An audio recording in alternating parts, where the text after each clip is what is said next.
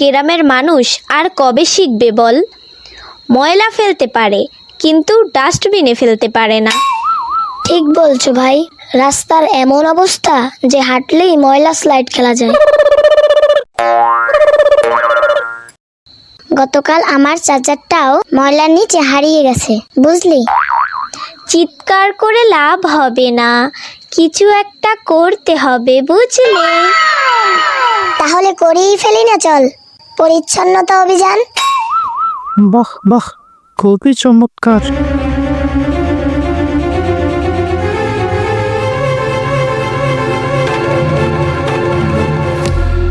আচু ভাইপো, তোমরা তো সুন্দর একটি উদ্যোগ নিয়েছো। তোমাদের এই ক্লিন ক্লাবের যেই পরিমাণ ময়লা, না জানি কবে আবার এই পাড়ায় মশার উৎপাত ঘটে। Oh yeah. Oh yeah. Oh yeah. Oh yeah, yeah, yeah.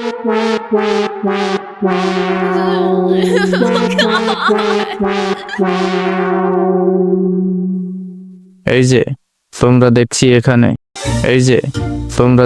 এখানে, আমি তোমাদেরকে খুঁজে বেড়াচ্ছি। দেখেছো, চারদিকে শুধু ময়লা আর ময়লা।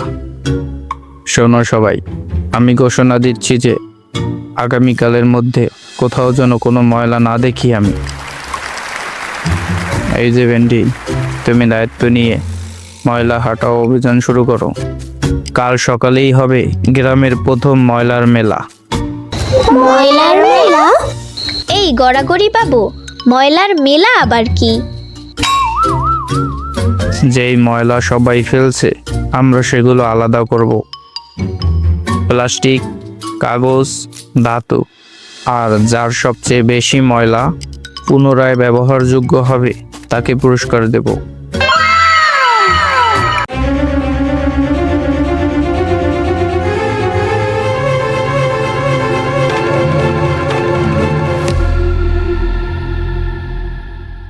আমি স্কুলের সামনে পরিষ্কার করছি, কেমন?